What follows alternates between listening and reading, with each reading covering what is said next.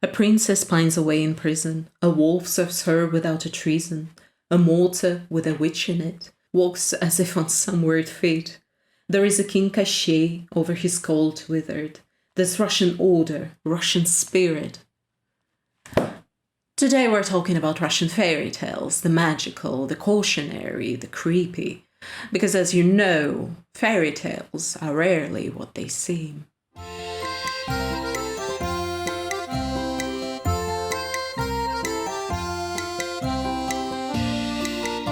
It is the holiday season, so I wanted to do something more festive and fun, so let's talk about Russian fairy tales in the broadest of strokes.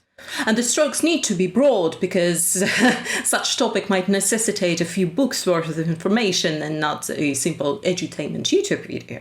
First of all, let's state that when I talk about folklore fairy tales today, I talk mostly about those that came from the central part of Russia, maybe going slightly south to the Malorossiya region, mostly because that's what I'm familiar with and that's also my heritage. Russia is incredibly multicultural, something that even 80 years of communism failed to erase. Various people are living in Russia today, and all of them have their own culture, their own myths and legends, stories and fairy tales, and those are preserved, some better and some less so. I found this book in my dad's library. Somehow it didn't make it to my younger brothers along with the rest of my books and toys, which is a shame really because they could have made for great props for this video, but alas, I don't have them anymore. But this is a compilation of fairy tales from Karelia. This is the northern part of Russia near Finland, and I don't remember any of them.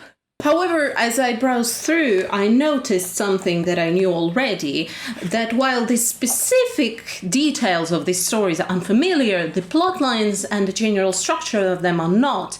And that's something that is true for all of the fairy tales across the world and not just the Slavic ones. If you've ever looked into fairy tales as a subject of literary studies, you know that the plot lines for some fairy tales crop up in the most unusual of places.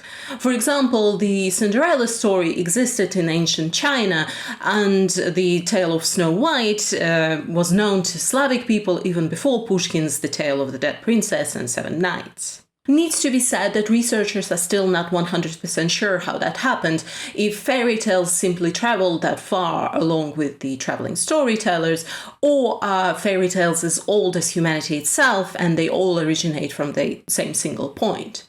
I'm obviously not here to settle that question, but as I talk about Russian fairy tales and their meanings and structure, keep in mind that they all might be applicable to your fairy tales as well. Second of all, fairy tales as a genre are incredibly rich and can be classified in many different ways.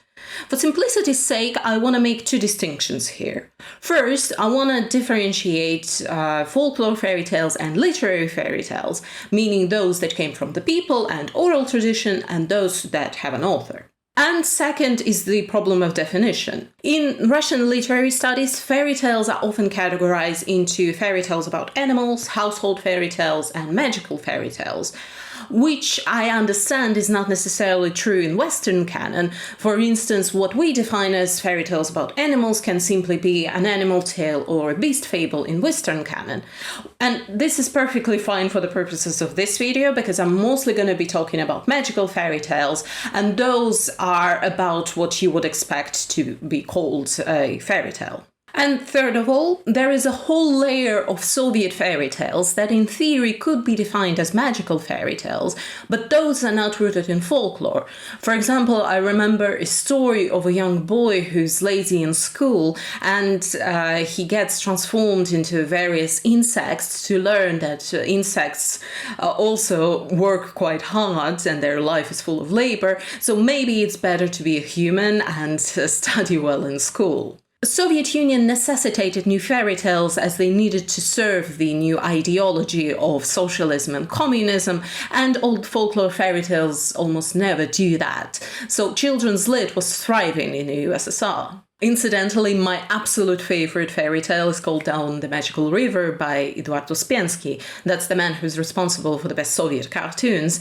And it is almost like a rework of the old folklore fairy tales. It features the characters that I'm going to be talking about today, like Baba Yaga and Kashi, but it's reworked in a slightly more comical way, and I absolutely love it. I reread it when I was prepping for this video, and that's the happiest I've felt in all of the 2024. And it would be sad, really, but have you seen the news? It's a mess out there. But today I want to talk about folklore fairy tales and literary fairy tales that are rooted in folklore, so I'm going to omit all of the Soviet stories and maybe come back to them in another video. And now, with all of these guardrails in place, let's dive in. Interest towards fairy tales sprung in Europe in the late 18th, early 19th century with the collections done by Charles Perrault in France and the Brothers Grimm in Germany. Russia was a little bit behind. The first and best compilation was done by Alexander Afanasiev in the 1850s. This compilation remains the most famous and the most complete to this day. It includes about 600 tales from the central and the southern part of Russia. Afanasiev's collection is valuable in that he was trying to write down the fairy tales as close to the original as he possibly could in the way that they were told to him, with minimal edits and adaptational changes. That's why in his book the same fairy tale can have multiple versions, as they were told differently in different parts of Russia. For example, The Bold Knight, The Apples of Youth and The Water of Life has 8 versions in volume 1, and by some estimations Morozko has closer to like 40 versions. The works in collecting the fairy tales continued after Afanasiev, until today even in some remote parts of Russia. But the oral tradition, it's not necessarily dying, but it's evolving and transforming, so the fairy tale mostly moved into later area. There is a funny story of a folklorist who, in the early 20th century, was gathering fairy tales in some parts of Russia, and he encountered a storyteller who was simply retelling Alexei Tolstoy's Prince Serebryny as if it was a fairy tale. Also, there was somebody else in a different part of Russia who was recounting the Count of Monte Cristo the same way. Folklore fairy tales also heavily influenced the literary fairy tales. First literary fairy tales appear in the early 19th century with the retellings done by Zhukovsky, for example, but also, most importantly, Alexander Pushkin. Pushkin, who heard the folklore fairy tales from his peasant nanny, took those plots and reworked them into his 5 famous fairy tales, plus Ruslan and Lyudmila that I was reading from in the beginning. That poem has markings of both fairy tale and Bylina, and maybe I wouldn't read Ruslan and Lyudmila to kids. Pushkin's fairy tales have a strong flavor of folklore in them, simply reworked to fit his signature style, but they are also a little bit more political. The Tale of a Priest and His Workman Balda was not even published during Pushkin's time. There was no way a censor would have allowed it. But regardless, Pushkin's fairy tales carry the same staples of the genre that I'm going to be talking about when I talk folklore fairy tales. Same can be said for other literary fairy tales. Here I need to mention The Scarlet Flower by Sergei Aksakov, which is basically The Beauty and the Beast. The Little Humbecked Horse by Petr Yershov, and The 12 Months by Samuel Marshak. All these fairy tales have an old folklore prototype, and just like Pushkin's fairy tales, carry the recognizable staples of the genre in them. So let's quickly run through a couple of plot lines from the famous fairy tales and see what we can recognize.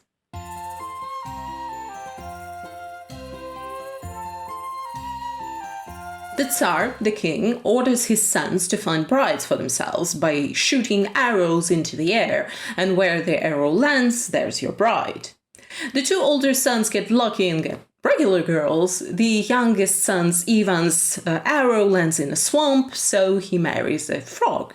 The Tsar then orders his daughters-in-law to first make him a shirt, then bake him a cake, and then come to dinner and dance for him. The frog, in the night, transforms into a beautiful girl called Vasilisa, and with the help of her mummies and nannies, she fulfills Tsar's requests. Ivan first sees her as a beautiful girl at the dinner with the Tsar, so he rushes home and burns her frog's skin so she cannot transform back into a frog. Vasilisa returns and is like, "What the heck did you do? Now you need to look for me in a faraway tsardom," and she disappears by magic.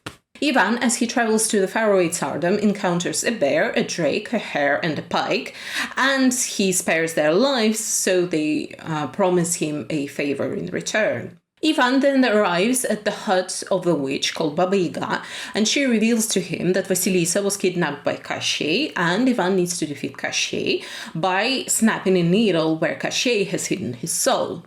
The needle is hidden inside of an egg in a duck, the duck in a hare, the hare in a chest, and the chest is hanging on a tree. With the help of the animals he's met before, Ivan defeats Kashey, retrieves Vasilisa, and comes back home, and they lived happily ever after.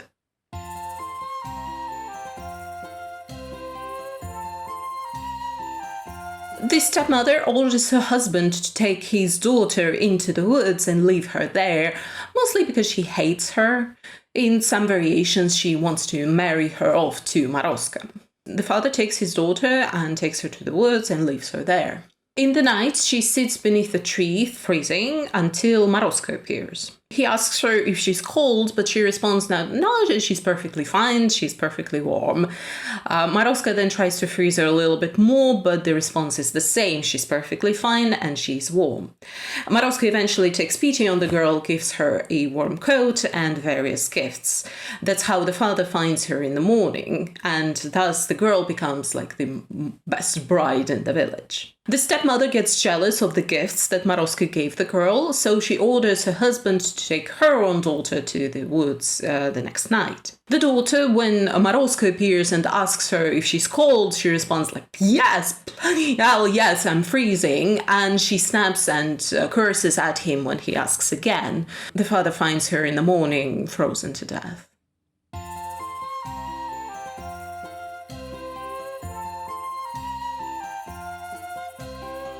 The Tsar's sons go for a hunt. The youngest one stumbles upon a horse's corpse, and the falcon asks him to settle it between the animals on how to best split this kill. Ivan splits the horse's corpse between the animals fairly, and as a reward and as a thank you, they grant him the ability to transform into a falcon and an ant. Ivan Tsarevich, that's his name, then starts to serve a different Tsar who has a beautiful daughter. One day, through Ivan's recklessness, the princess gets lost. Ivan then volunteers to shepherd the sheep near the Crystal Mountain where the princess has disappeared. The Tsar tells him that if a Zmei appears to feed him a certain number of sheep. Ivan faces Zmei 2 times but does not allow him to eat any of the sheep and cuts off his heads, but as he cuts off one head, 2 appear in its place. On the eve of the 3rd day, Ivan transforms into an ant and sneaks into the Crystal Mountain, where he finds the lost princess. She reveals that she was kidnapped by Zmei, but there is a way to defeat him. There is a chest inside of Zmei, a hare in a chest, a duck in a hare, an egg in a duck, and a seed in an egg. If one can get that seed, one can defeat Zmei and melt the Crystal Mountain, thus freeing the princess. Ivan does just that. He defeats Zmei, gets the seed, melts the mountain, frees the princess, and they get married.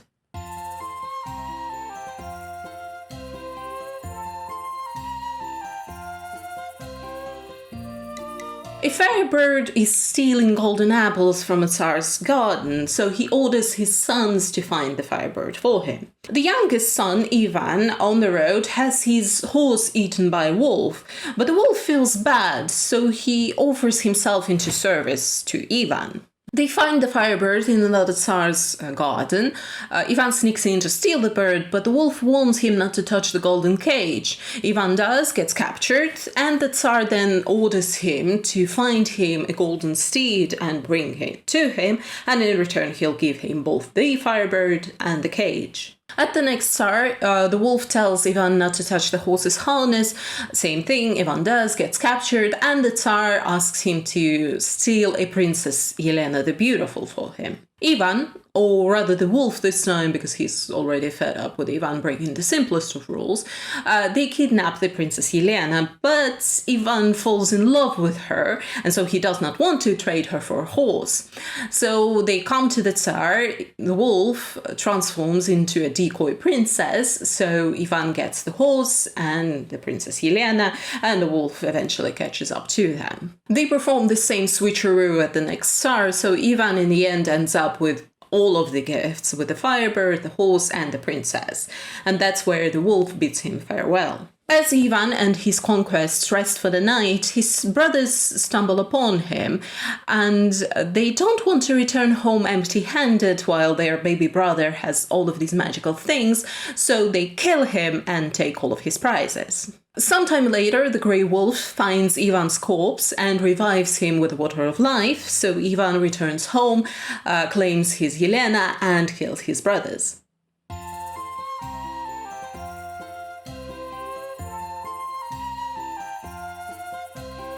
Vasilisa lives with her father, her evil stepmother, and stepsisters. When the father is away on business, the evil stepmother and stepsisters mistreat Vasilisa quite a bit, and one night they ask her to go into the woods to the witch's Baba Yaga's house to get some fire from her as theirs ran out. Baba Yaga lets Vasilisa in and has her do some chores around the hut, cleaning, cooking, and things like that Vasilisa fulfills with the help of a magical doll that her mother gifted to her before she passed away. When Yaga finds out that Vasilisa is being helped by the blessing of her mother, she lets her go back to the village and gives her one of the glowing skulls that she has outside of her hut for the fire that Vasilisa came for. As she returns home, the skull burns down the hut along with the evil stepmother and stepsisters, leaving Vasilisa untouched. Vasilisa then finds shelter with an old woman in town and helps her make some shirts that are crafted so majestically that they catch the eye of a local Tsar, who then marries Vasilisa. Sidebar, this is my absolute favorite illustration by Bilibin. Look at this, it's so cool, it's aspirational, really. I want to be her when I grow up, with a glowing skull on a stick and all.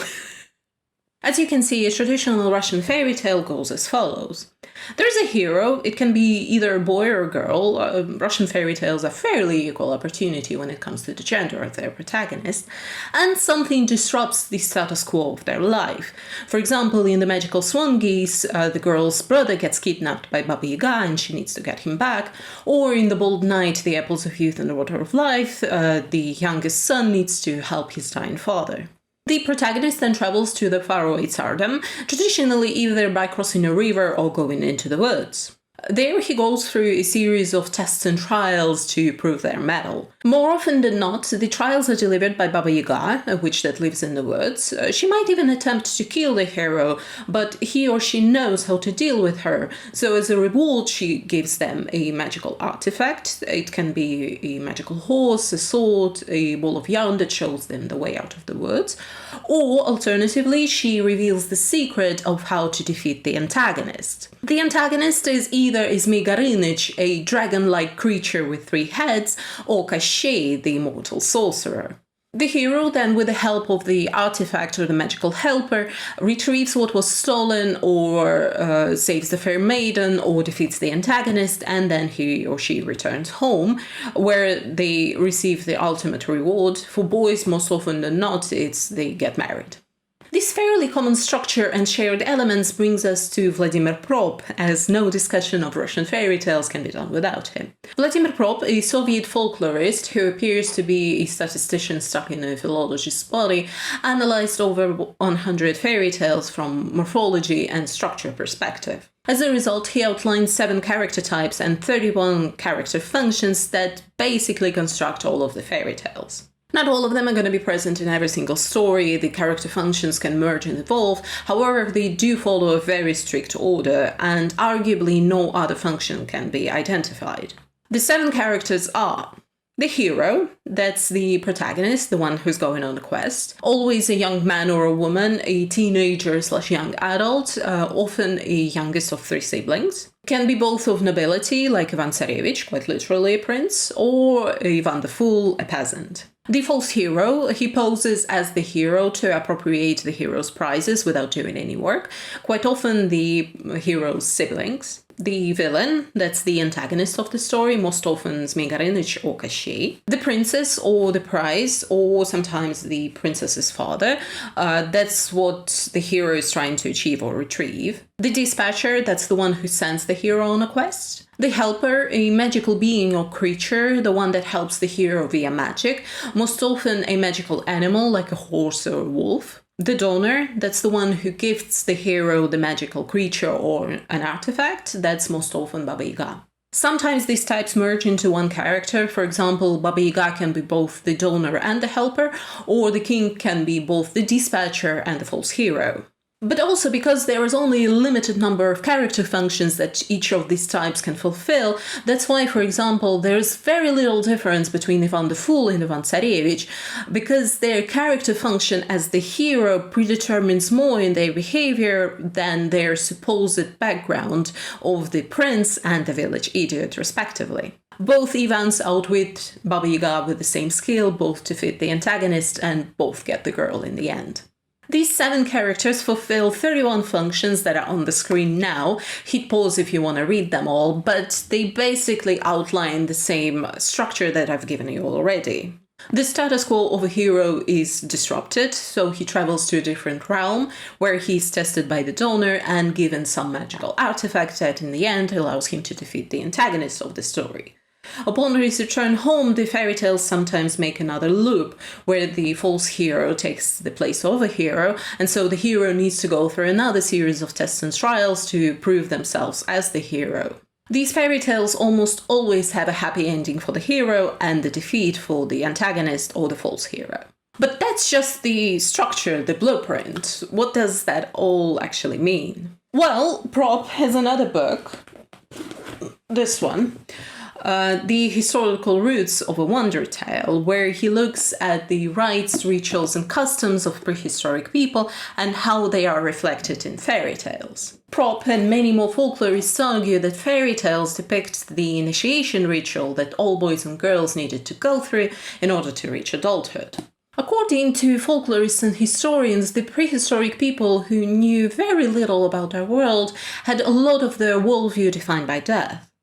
Slavic people also didn't have a proper pantheon of gods like Greeks did, so they had these smaller deities who are responsible for bits and pieces like for rain and such. But death was this great unknown, and organized religion hasn't yet provided an answer as to what happens after you die, so a lot of rituals and customs were to do with death and dead ancestors. People believed that when people died, they traveled to a different world, but the one that is somewhat connected to our own, so the dead ancestors were still relatively close by. Death was envisioned as simply another step in a person's journey that's going to continue in a different world. That's why, for instance, in a lot of cultures, people were buried with their stuff, clothes, utensils, trinkets, and in extreme cases, their horses and wives. All of these things were supposed to be of use to the deceased in the afterlife. So death was this sacred event of transition and transformation that got integrated into a lot of rituals. Young men, as they reached puberty, needed to go through a ritual that symbolized their transition from childhood into adulthood, a rebirth of sorts, and once they've completed it, they could participate in hunts and other tribe activities as a full-on member. In a sense, a young man needed to die and travel to the world of the dead, where he was tested, and if successful, the dead ancestors then granted him the sacred knowledge or some sort of ability that was going to help him here in the land of the living. Only those who have completed the rituals were considered like proper adults. Depending on the stage of the evolution, these rituals were more or less metaphorical. The earliest iterations were quite brutal. The boys were beaten, starved, buried in the ground, sleep-deprived, given hallucinogenics, so at the end they fully believed that they actually went to the land of the dead. Slowly, the more gruesome parts were phased out and replaced with more performative rituals that communicated the same meaning but without any broken bones.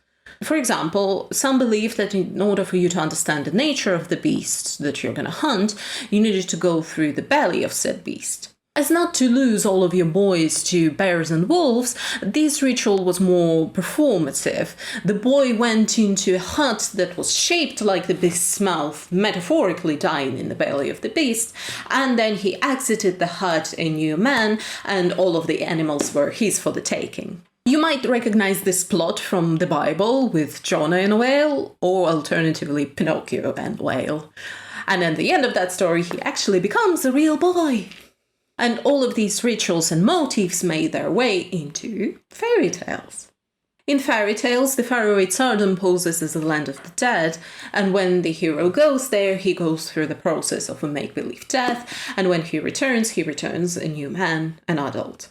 The land of the dead at the time was not always envisioned as an underworld. You could potentially access it by crossing a barrier. That's what we see in fairy tales. The faraway Tsardom is located beyond 39 lands, or beyond the river, or in the woods. And the entrance to the land of the dead is granted by none other than a witch, Baba Yaga.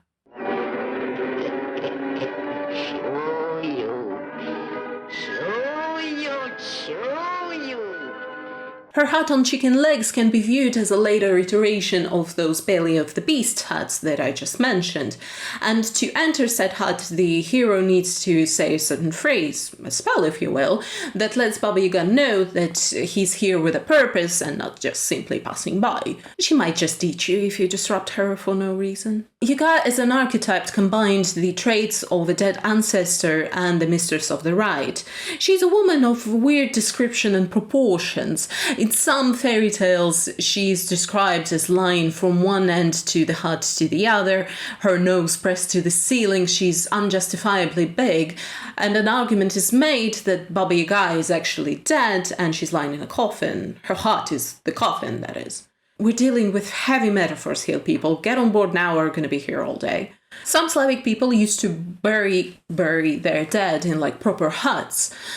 These huts were located on the other side of the river or sometimes in the woods on high pillars. Recognizable imagery, isn't it? The idea was the same as burying people with their stuff. The dead needed a place to stay in the afterlife. And Yaga is a guardian of the land of the dead, is dead as well.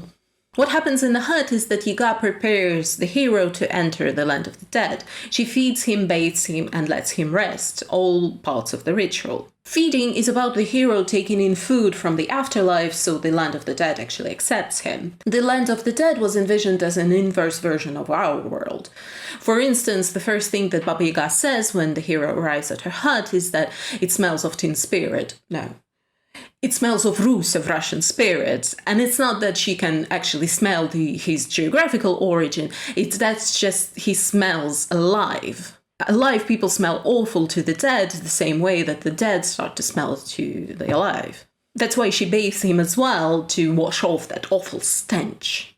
And when he falls asleep, the hero finally enters the land of the dead. Sleep is a small death after all. Baba Yaga often gives the hero a magical artifact that is also part of the land of the dead. Sometimes the hero acquires them later. These magical artifacts and magical helpers were envisioned as help from the dead ancestors. The most obvious example is in Vasilisa the Beautiful, where her magical artifact, the doll, was quite literally gifted to her by a deceased mother. And such dolls really existed. They represented either the dead ancestors or sometimes deities, and it was expected of you to feed them, just like Vasilisa does in her story, and that was supposed to please the dead and bring good fortune to the household. We see that in the fairy tale, quite literally, when the doll actually helps Vasilisa in her chores. Same thing happens with the Grey Wolf. He's a magical helper and he's an avatar of a dead ancestor. Once the hero completes these entry tests at Yaga's hut, he can progress further into the faraway Tsardom and actually do what he's set out to do and prove his maturity. For boys, the ultimate goal is normally to defeat the antagonist and to retrieve the potential bride. For girls, it's more about proving their maturity, maybe sometimes retrieving a kidnapped sibling. But ultimately, for both boys and girls, the ultimate goal is to prove that they're ready to get married. If we look at the girl stories, most of their trials and chores that they set to do revolve around household duties, cleaning, cooking, spinning, all of the things that the girls are going to be doing in her future household. We see it in Vasilisa the Beautiful and even the Frog Princess. She's asked to make a shirt, to cook something, and to dance at a dinner. I don't know what's going on with that last one. Maybe it's that chauvinistic thing about women being beautiful things in household. The story that stands out is Morozko, where no trial is presented beyond persevering. Folklorists argue that Morozko is one of the oldest fairy tales that we know, and it actually depicts the oldest version of the initiation ritual, where boys and girls were simply pushed out into the cold, and those who survived the night, or whatever time limit was set, those passed. If they died, then they didn't. Brutal times. But stories like Morozko, and as there are quite a few variations of it, prove the importance of understanding the ritual by the initiate, as these stories normally have two girls, one who knows and understands the rules of the rite. She knows what to say to please Morozko or Baba Yaga, and her stepsister, she's normally more lazy, more arrogant, more brash, more selfish, and more importantly, she does not know the rules of the rite, and she pays dearly for it, sometimes with her own life. Incidentally, the character of Morozko is not the same thing as Ded Moroz or Santa Claus, those came later, and he stands in for the dead ancestors once again, or some sort of winter deity, and he does not appear in any other stories, and in some later iterations of the story he's replaced by Baba Yaga. Morozko is Baba Yaga. Feminism for the win! But speaking of feminism, fairy tales have quite a few strong female characters, like Vasilisa, whether she's called the Wise or the Beautiful. She's quite often more competent than her Ivan.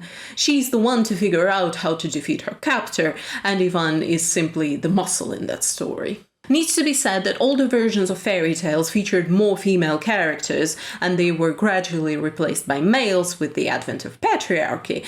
But still, some of these wonderful women remain, like Vasilisa or even the Frog Princess. They pull their own weight quite nicely, and the Frog Princess of her Ivan as well. I also love the beat in one of the versions of The Bold Knight, The Apples of Youth and the Water of Life, where Ivan steals the apples of youth from a female knight called Blue Eyes, and when she catches up to him, they fight, but neither can defeat the other, so they start fucking instead. They literally pitch a tent in the middle of a field and go at it for like 3 days straight. That's the enemies to lovers story. But it also depicts an older tradition where males and females were a little bit closer to being equal. We have evidence of like female warriors, like Amazon type women. So it might depict like almost a mating ritual or a proposal variation that we see in some other stories as well, where the man first needs to defeat a woman and only then can he propose to her. It's only later that these Gentile women appear, like Yelena in Ivan Tsarevich and the Grey Wolf, where she has 0 lines of dialogue and simply is kidnapped from her home with no resistance. But that's kind of indicative of a change in tradition when women became less liberated and viewed more as property, so men were simply kidnapping the girls that they liked. Fun times. For boys, the rules evolved as well. Initially, the boy trials revolved around hunting, because that was the primary occupation for men at the time. That's the Belly of the Beast stories, as well as those where the boy needs to hunt some sort of animal as part of his trials. A reward that he gets in those stories is often an ability to transform into animals. That's what we saw in the Crystal Mountain, for example. This was envisioned as the hunter being able to understand the animals, if not speak their own language. Incidentally, you can see the echoes of these motifs in Pushkin's The Tale of Tsar Sultan, where the hero is thrown into the ocean in a barrel, only a slight upgrade from the whale if you ask me, but also he shoots down a sorcerer disguised as an eagle, and thus winning the favor of a swan princess, who's both his magical helper and love interest, but she also grants him the ability to transform into various insects throughout the story. As time progressed and farming replaced hunting as the primary source of food, these plots evolved as well. Some of the trials for our hero became more about him knowing a secret or sacred knowledge, like in those stories where he needs to make a princess laugh. He needs to know a code, a spell, a phrase, when in reality it was about him knowing a riddle and an answer to that riddle that was only revealed to adult men. That's why many stories feature Ivan the Fool, who's not really foolish or even stupid. The title is a proxy to highlight that he does not know the sacred knowledge just yet. He enters the story a fool, ready to learn, and throughout the story he gains that knowledge and becomes more. He almost never ends the story the fool. He normally gets half of the kingdom and a princess to marry. And then there are later stories of Ivan Tsarevich, our Prince Charming. For him, it's not enough to be able to shoot some sort of game. He also needs to defeat the antagonist. And our two favorite antagonists are Zmei Gorыныch and Koshchei the Immortal. Folklorists argue that Zmei Gorыныch and Koshchei are essentially the same character at different stages of the evolution of the fairy tale. Zmei, who is literally a snake, represents a deity that was controlling the weather/waters, and tribes made sacrifices to that deity. Human sacrifices, normally a young girl, in order to have good harvest next season. Nothing makes the crops grow better than the blood of a young virgin. As time went on, the fairy tales reworked these human sacrifices into Zmei kidnapping the girl, and eventually, when the sacrifices went completely out of fashion, the hero emerged who defeats Zmei and saves the girl. But Zmei then also transformed from this dragon-like creature into something more human, into Koshchei, who also kidnaps girls with no clear motive, beyond the obvious, that is. Koshchei is the ruler of the land of the dead. He's a powerful sorcerer. He not only poses the threat to our hero, but he, just like Zmei, attacks villages and kidnaps girls. He's called Koshchei the Immortal, since no weapon can harm him, and yet there is a way to defeat him. His life or soul is hidden at the end of the needle, and the hero needs to snap that needle in order to defeat Koshchei. But the needle is hidden inside of an egg in a duck, the duck in a hare, the hare in a chest, the chest on a tree, and the tree is planted on a small island in the middle of the ocean. And let me tell you, if Voldemort hid his Horcruxes with the same level of meticulousness, Harry wouldn't have stood a chance. Conversely, Voldemort and his Horcruxes are actually based on the same premise as Koshchei and his needle. This idea of hiding your life and soul in an object appears in multiple cultures. It was a way to escape death, but the existence and the location of said object needed to remain hidden, as the destruction of the object signified the death for the person. That's the one mistake that Koshchei makes in these stories. The women in the stories tend to figure him out. Either Baba Yaga reveals his secret to the protagonist, or the captive princess actually outwits him and lets the hero know of how to defeat Koshchei. But this level of complexity in hiding the needle is not only driven by the need to hide your soul away as far away as possible, and thus providing quite a challenge for our hero so that he can use all of the tools on his metaphorical belt, like Ivan does in The Frog Princess, for example. But all of these elements are also tied to the prehistoric beliefs about death. For example, eggs were a metaphor for the sun. The tree, in Slavic myths most often an oak, is the tree of life. And also the belief that I absolutely love is that prehistoric people saw migratory birds live in autumn, and they believed that these birds, they went into the land of the dead, and thus ducks are also associated with death. Once the trials are completed, both boys and girls return home with their prize, sometimes gold, gifts, or a bride. Often a wedding is mentioned, but almost as an afterthought, to highlight this new status of the initiate. I've spent a lot of time in this video on historical connections, and that's because they've allowed me to frame the fairy tale a little bit better in my mind, because if you don't do that, morals are kind of all over the place. Morozko catches a lot of heat these days for the seeming passivity that it teaches young girls, but it's not just that. Look at Ivan Tsarevich. He steals the bird, the horse, and the girl, defrauds the Tsars, kills his brothers. After they kill him first, but still. The girl in that story is not even kidnapped by Koshchei. Ivan kidnaps and marries her. So what is so heroic about him by today's standards? Literary fairy tales tried to add some sort of morals to their stories. For example, Pushkin, in his The Tale of a Dead Princess and the Seven Knights, has his princess be already committed to her prince.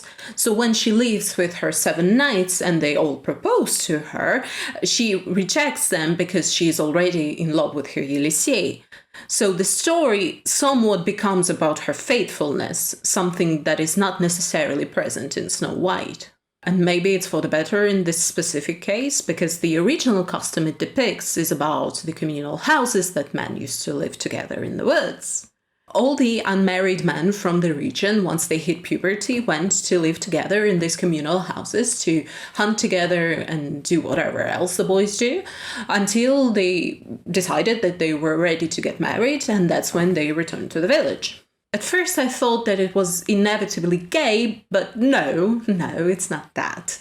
Because they also had a girl living with them that they called sister. And yes, I'm implying what you think I'm implying, they fully embraced the free love. And the book I was reading about it was like, oh no, she was perfectly happy to live with this 20-plus rowdy young man. It was all consensual. And I'm over here like, whatever helps you sleep at night, my dude. Because also supposedly the girl was free to return to the village at some point, and her time in the house was not condemned, and it didn't hinder her marriage prospects. Okay. Moving on. Or, for example, the story 12 Months by Samuel Marshak is a variation of a Morozko story a few steps removed. The girl is not simply sent into the forest to die, she's sent there to find snowdrops in December, which might just be taunting. And she stumbles upon 12 men who are sitting around a fireside, and they turned out to be 12 months personified, and they actually help her get some snowdrops. When the girl returns home with her snowdrops, the evil stepmother gets greedy, and then she sends her own daughter into the woods to get more stuff from the 12 months, like fruits and berries and such. The 12 months refuse, and the girl freezes to death. Here the story is a little bit more about greed, and it is also missing that element of the girl lying about how warm she actually is, so that's better. So yes, literary fairy tales add morals to these stories that are a little bit more modern. And it's normally something quite universal and uncontroversial, like the value of working hard, being kind and helping others.